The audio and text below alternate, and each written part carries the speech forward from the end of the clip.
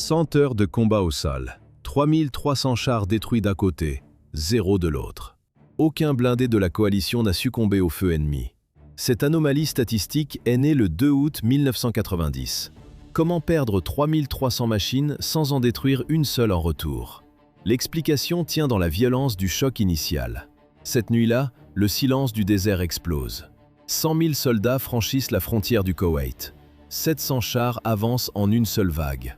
Les chenilles broient l'asphalte. Le vrombissement des moteurs diesel sature l'air chaud. En 48 heures, le pays n'existe plus.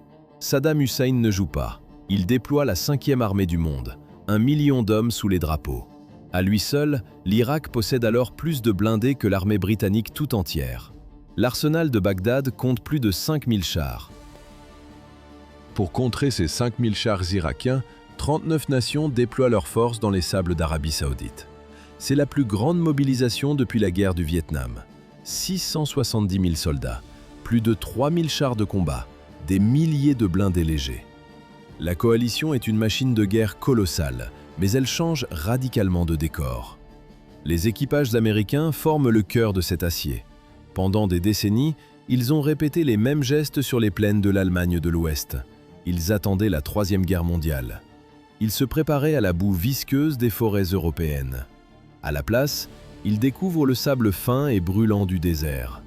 Les manuels tactiques changent, les horizons aussi. L'ennemi, lui, reste le même, le bloc soviétique. Le paradoxe est total. Ces hommes ont étudié chaque centimètre des blindés russes pour défendre l'Europe. Ils vont finalement les affronter en plein Moyen-Orient. La menace a un nom précis, le T-72. Un monstre de fer équipé d'un canon lisse de 125 mm. Contre la puissance de feu du T-72, les Américains sortent leur atout maître, le char Abrams et son canon à âme lisse de 120 mm. Son arme secrète, la Silver Bullet, la balle d'argent. Le nom technique, M829A1. Un projectile à sabot détachable en uranium appauvri. Pourquoi ce morceau de métal perçait-il n'importe quel blindage? Tout le secret réside dans les propriétés physiques de l'uranium appauvri. Le percuteur pèse 4,6 kg. Le coup part. Dans les airs, un fracas métallique déchire le silence. Les sabots d'aluminium se détachent et volent en éclats. La flèche d'uranium est seule désormais. Elle fonce vers sa cible à 1500 mètres par seconde. C'est presque 5 fois la vitesse du son. Le tungstène classique s'écrase à l'impact. Il s'aplatit. L'uranium appauvri, lui, possède une caractéristique brutale. Il s'auto-affûte. Plus la résistance est forte, plus la pointe devient tranchante. Elle ne rebondit pas. Elle ne se déforme pas. Elle ronge l'acier. La flèche traverse 570 mm de blindage homogène laminé à une distance phénoménale. Mais même un morceau d'uranium reste inutile si le système de conduite de tir ne peut pas verrouiller sa cible à 2500 mètres. La technologie transforme le métal en scalpel. Le tireur presse un bouton. Le télémètre laser balaie la plaine. En une fraction de seconde, la distance s'affiche. Précision chirurgicale à 10 mètres près. L'ordinateur calcule tout. Vent, inclinaison, usure du tube. Le char Abrams fonce dans les dunes. La caisse saute, vibre, s'écrase dans le sable. Mais le canon de 120 mm reste de marbre. Le stabilisateur compense chaque choc. La bouche à feu ne quitte pas l'objectif. Imaginez la scène. À 2500 mètres, la probabilité de faire mouche dès le premier coup atteint 95%. C'est la précision d'un tireur d'élite appliquée à un monstre de 60 tonnes. C'est l'équivalent de loger une balle dans la fenêtre d'une voiture en mouvement à 2,5 km. La portée efficace s'étire jusqu'à 3600 mètres. La trajectoire est si tendue que l'obus semble ignorer la gravité. Un tir, un mort. Parfois plus. Un seul obus à l'uranium a transpercé 2 chars T-72 d'un coup. Le premier a été traversé, le second pulvérisé par le reste de l'énergie cinétique. Dans l'obscurité totale de la cabine, un écran crépite. Une lueur verdâtre éclaire le visage du tireur. C'est le triomphe du thermique. À travers les tempêtes de sable et les nuits sans lune, les Irakiens sont aveugles. Les Américains, eux, voient des taches de chaleur nettes, des cibles faciles. L'électronique venait de supprimer la notion de nuit sur le champ de bataille. Sous le soleil brûlant, la peinture camouflage Centre-Europe s'écaille. Les techniciens appliquent à la hâte un ton sable sur l'acier. Le vert forêt disparaît sous une couche mate et poussiéreuse. Avec de tels imageurs thermiques et des obus à l'uranium, 1956 chars M1A1 Abrams se sont massés à la frontière. Avec quoi la coalition s'est-elle élancée dans l'inconnu du désert? Avec une armada de milliers de machines modifiées. Le fer de lance est colossal. 1200 de ces Abrams possèdent le blindage lourd au chrome uranium. Imaginez cette force. Si l'on alignait ces 1956 chars pare-choc contre pare-choc, la colonne de blindés s'étirerait sur près de 20 km. Une muraille de métal en mouvement. Les Américains ne sont pas seuls. 277 chars M60 Patton complètent le dispositif. Londres envoie ses propres monstres, 221 Challenger 1. C'est le plus grand déploiement blindé britannique depuis la Seconde Guerre mondiale. Mais l'orage ne se limite pas aux chars de combat. Juste derrière, le soutien arrive en masse. Les effectifs comptent 2200 véhicules de combat d'infanterie Bradley. L'armure composite du char Abrams attendait déjà dans le désert. C'était la réponse brutale aux canons irakiens de 125 mm. Comment survivre si le blindage est quand même percé? Les ingénieurs américains ont tout misé sur l'isolation de l'explosion. Le secret réside dans la séparation. Entre l'équipage et les obus se trouve une cloison blindée, un lourd fracas métallique. La porte d'acier coulisse et scelle le compartiment. Derrière cette paroi, les munitions sont stockées sous des panneaux anti-souffle. Si un projectile ennemi frappe la réserve, l'énergie ne cherche pas le chemin de moindre résistance vers l'intérieur. Elle déchire les panneaux extérieurs. L'explosion est expulsée vers le ciel, loin des hommes. Le blindage lui-même est une forteresse multicouche. Les ingénieurs ont utilisé un composite de type Shobham, dont la composition exacte reste un secret d'État. Ils y ont ajouté des plaques d'uranium appauvries. Ce matériau possède une densité 2,5 fois supérieure à celle de l'acier. C'est une barrière physique presque impénétrable pour les perforateurs cinétiques. La conception privilégie la vie. Même en cas de combustion totale des poudres, l'équipage conserve ses chances de survie. Une tourelle de 12 tonnes s'arrache du châssis. Elle s'élève à plusieurs mètres dans les airs avant de retomber lourdement dans le sable. Ce n'est pas un accident de tir. C'est le résultat d'une faille de conception massive logée au cœur du T-72. Tandis que l'équipage de l'Abrams comptait sur des blindages isolants, les tankistes irakiens, eux, s'asseyaient littéralement sur un baril de poudre. La cause tient en un mot, le carrousel. Le système de chargement automatique stocke les munitions directement dans l'habitacle, sans aucune séparation physique. Imaginez la scène. La carrousel tourne. Les bras mécaniques manipulent des obus et surtout des charges de poudre en vrac. Aucun bouclier, aucune protection. Le chef de char et le tireur ont les pieds posés sur un stock de mort. 400 kg de poudre explosive, juste sous leur siège. Le processus est foudroyant. Un projectile à l'uranium appauvri perce le blindage et pénètre dans la cabine. Une seule étincelle suffit. On entend d'abord un sifflement sourd, une montée en pression insupportable en une fraction de seconde. Puis, le rugissement. Les charges de poudre s'enflamment en une réaction en chaîne thermique. L'énergie accumulée est telle qu'elle soulève une masse équivalente à 2 éléphants d'Afrique adultes.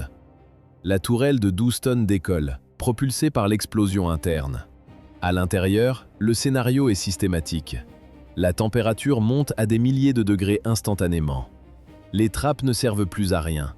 Pour les 3 hommes à l'intérieur, les chances de survie sont de 0. Même si la tourelle de 12 tonnes du T-72 ne s'envolait pas à la première étincelle, l'Irak faisait face à un autre mur.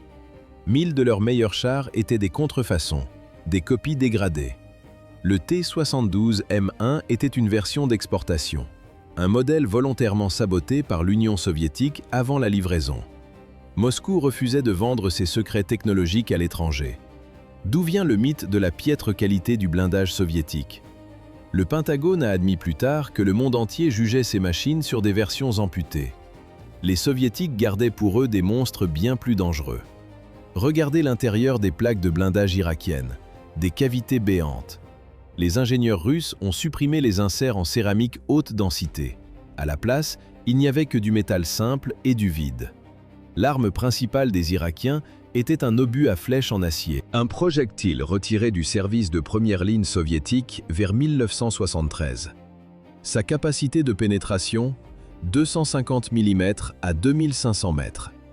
C'est ici que les mathématiques deviennent cruelles. Le châssis de l'Abrams oppose 800 mm de blindage effectif. Sa tourelle en affiche 600. Le calcul est simple. Pour espérer un dégât, un tankiste irakien devait frapper 3 fois exactement le même point, millimètre par millimètre. C'était physiquement impossible. L'armée américaine a reconnu après les combats que le fossé technologique était total. Les équipages irakiens ne formaient pas un bloc uni. Saddam possédait 2 armées distinctes. D'un côté, les divisions de la garde républicaine, l'élite, des volontaires, pas des conscrits.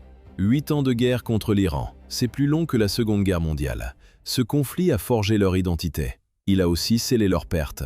Les vétérans ont appris la guerre de position, des tranchées, des lignes fixes, un dogme défensif gravé dans le béton et le sable pendant près de 3000 jours. Face à la technologie américaine, ils appliquent la seule recette qu'ils connaissent. Ils enterrent leurs chars. Dans le désert, des pelleteuses creusent des fosses profondes pour chaque blindé. La tourelle affleure à peine. Imaginez la scène. Un T-72 immobile dans son trou de sable. L'équipage attend dans l'obscurité de la carcasse métallique. Ils surveillent l'horizon, certains que l'ennemi viendra s'écraser contre leurs lignes. Ils restent statiques dans leurs abris enterrés. L'élite de Bagdad attendait un choc frontal qui n'arriverait jamais. Ils ne bougeaient plus. Si la garde républicaine espérait tenir ses tranchées, la ligne de front reposait sur des épaules bien plus fragiles. Là, dans le sable, des appelés attendaient dans des cercueils d'acier. Leur meilleur atout, le T-72, mais un modèle dégradé. 800 mm de blindage sur la coque, 600 sur la tourelle. Face aux munitions modernes, c'est du papier. Le canon tombait en ruine. Comment viser juste avec un tube usé? Les Irakiens utilisaient leurs chars comme de l'artillerie mobile pendant des années. Résultat, le fût de 125 mm s'essouffle après seulement 120 tirs. Au-delà, l'obus suit une courbe imprévisible. La précision s'effondre. Le métal hurle. On entend le grincement mécanique du canon de 100 mm qui peine à s'aligner. Un bruit de ferraille fatiguée. La majorité de la flotte était pire encore. Des Type 69 chinois, des vieux T-55 soviétiques, des pièces de musée face au futur. Comment se battre la nuit sans caméra thermique? Les Irakiens n'avaient qu'une solution, le projecteur infrarouge Luna. Une technologie aveugle dans la poussière et la fumée des combats. L'appelé appuie sur l'interrupteur, le projecteur Luna s'allume. Un faisceau invisible à l'œil nu transperce l'obscurité. Pour le tireur d'un Abrams à 3 km de là, c'est une aubaine. Sur son écran thermique, le char irakien devient un phare éblouissant. Le faisceau agit comme un pointeur néon géant au milieu du désert. En voulant voir l'ennemi, le tankiste irakien vient de signer son arrêt de mort. Le projecteur illumine sa position. Les projecteurs irakiens hurlaient leur position dans la nuit. Mais à quelques kilomètres de là, 40 chars attendaient en silence. Le major Mohamed ne comptait pas sur la lumière. Il comptait sur la terre. Comment un officier irakien a-t-il pu dresser un piège presque parfait pour l'armée américaine? La réponse se trouve à des milliers de kilomètres du désert. Le major Mohamed est un ancien élève de Fort Benning, en Géorgie. Il a suivi le cours avancé des officiers d'infanterie de l'US Army. L'attente était terminée. La réalité dépassait les prévisions des services de renseignement. Le commandant en face n'était pas un amateur, mais un pur produit de la doctrine américaine. Mohamed étudie chaque ondulation du sable. Il repère une crête presque invisible. Il ordonne de creuser. Le métal grince contre la roche. Des dizaines de blindés s'enfoncent dans le sol sur la contrepente. Le dispositif est une leçon d'ingénierie militaire. 40 chars et 16 BMP sont enterrés à 1000 mètres à l'est de la crête. Entre les machines, des centaines de fantassins occupent des bunkers et des tranchées. Plus loin, à 3000 mètres, 18 T-72 attendent en réserve. C'est la défense sur contrepente, un classique de Fort Benning. Mohamed crée 2 zones de destruction. Il attend que les Abrams franchissent la crête. À cet instant précis, le blindage supérieur des chars américains, plus fin, sera exposé. Un tir, un mort. Le major a tout prévu. Sauf l'invisible. Ces véhicules de reconnaissance ont brûlé les jours précédents. La tempête de sable bouche l'horizon. Mohamed est aveugle. Il commet alors l'erreur fatale de ceux qui n'ont pas de satellite. Il ignore que les Américains possèdent le GPS. Persuadé que l'ennemi doit suivre les routes pour ne pas s'égarer, Mohamed oriente toute sa puissance de feu vers le sud. Pour atteindre la ligne de défense du major Mohamed, les Américains lancent un pari fou, le 24 février 1991. Un bond de 300 000 à travers le néant. Le plan s'appelle Hail Mary, le Notre Père. Une manœuvre de contournement colossale sur un front de 300 000. Tactiquement, c'est une copie du plan Schlieffen. Un crochet vers la gauche à travers un désert jugé impraticable. Pendant que les Marines simulent un débarquement sur la côte, le véritable marteau frappe à l'ouest. Les Irakiens ne voient rien. Leur aviation a fui vers l'Iran. Leurs radars sont aveugles. L'assaut commence dans un décor de fin du monde. Une tempête de sable s'abat sur les colonnes de blindés. La visibilité tombe à zéro. À l'œil nu, le char voisin disparaît. Comment avancer dans ce mur de poussière? Les équipages passent en mode virtuel. Ils fixent les écrans verts des viseurs thermiques. Pour la première fois dans l'histoire, la guerre dépend de boîtiers rudimentaires, les récepteurs GPS militaires. Sans ces signaux satellites, l'offensive s'arrête. Les pilotes ne regardent plus le sol, mais leur cadran. La navigation devient une affaire d'instruments de précision. À l'extérieur, le monde a cessé d'exister. 100 000 sorties aériennes, 90 000 tonnes de bombes. Ces chiffres tombent avant même qu'un seul char américain n'apparaisse à l'horizon. Pendant que les Abrams percent la tempête, les équipages irakiens attendent dans leurs tranchées. Ils sont brisés. 6 semaines de bombardements intensifs par les Hadi Warthog et les B-52 ont réduit leur morale en poussière. L'armée irakienne est vaincue depuis les airs avant le premier choc des blindés. Pourquoi les Irakiens ne ripostaient-ils pas? Leurs ordinateurs analogiques tombaient simplement en panne sous le stress du combat. Dans la tourelle d'un T-72, les aiguilles des calculateurs balistiques sautent. Elles vibrent, elles se bloquent. Le système est trop complexe, trop fragile. Les commandants ordonnent de régler le tir par défaut sur 1800 mètres. Au-delà, c'est du hasard. Le contraste est total. L'Irakien utilise des projecteurs infrarouges qui hurlent sa position dans la nuit. L'Abrams ne projette rien. Il est un prédateur passif, un terminator thermique qui voit tout à des kilomètres. L'avantage défensif n'est qu'une illusion de papier. À 400 mètres, un T-72 parvient pourtant à toucher un char américain. Un coup direct. Mais le projectile glisse et ricoche sur le blindage composite de l'Abrams. 100 000 sorties aériennes ne suffisaient pas. L'ennemi numéro 1 des Américains restait la logistique. Plus précisément, la soif de leur propre machine. 8 gallons par 1000, c'est la consommation d'un seul Abrams. Pour un peloton, 1 heure de route engloutit autant de carburant qu'une station-service moyenne en une journée entière. Le moteur à turbine hurle en permanence. Un sifflement aigu, métallique, qui ne s'arrête jamais. Même à l'arrêt, la bête dévore ses réserves pour faire tourner l'électronique.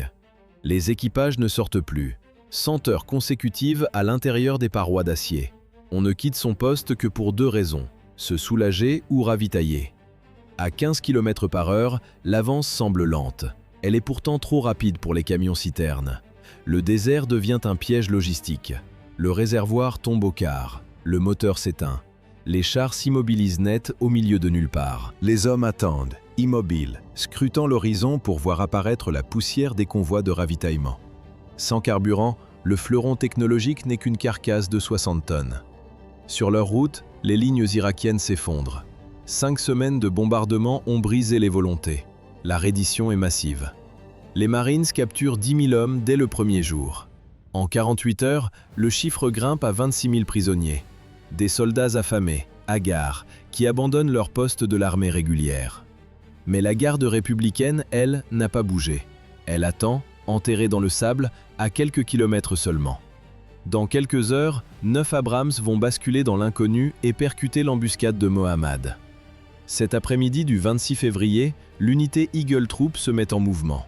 Elle compte 130 soldats, 12 blindés Bradley et 9 chars M1A1. À 16h07, l'Eagle Troop percute le flanc de la garde républicaine.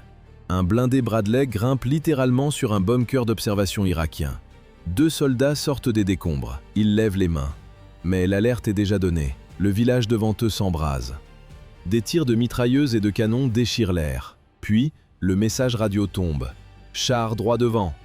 8 T-72 apparaissent à l'œil nu. Ils sont là, enterrés, immobiles. Mais leurs canons pointent vers le vide. Toute la défense de Mohammad regarde vers le sud. Il attendait les Américains sur les routes. Le GPS a tout changé. L'Eagle Troop arrive par l'ouest, frappant un flanc totalement exposé. Imaginez la scène. Les tourelles des Abrams pivotent en 3 secondes. Les Irakiens, eux, doivent manœuvrer manuellement leur vieux système. C'est un combat entre des ordinateurs et de la fonte rouillée. Le carnage dure 60 secondes, un sifflement, puis l'impact. 1 minute suffit pour que chaque cible dans le périmètre soit en flammes. La première ligne de défense n'est plus qu'un mur de feu et de fumée noire. C'est un massacre mécanique. Les Américains s'enfoncent dans le dispositif. Des centaines de fantassins courent entre les tranchées. Certains Irakiens lèvent les mains. Les tourelles américaines se détournent par réflexe. Erreur. Les éclaireurs repèrent le mouvement. Les soldats irakiens utilisent cette fausse reddition pour se repositionner et reprendre le combat.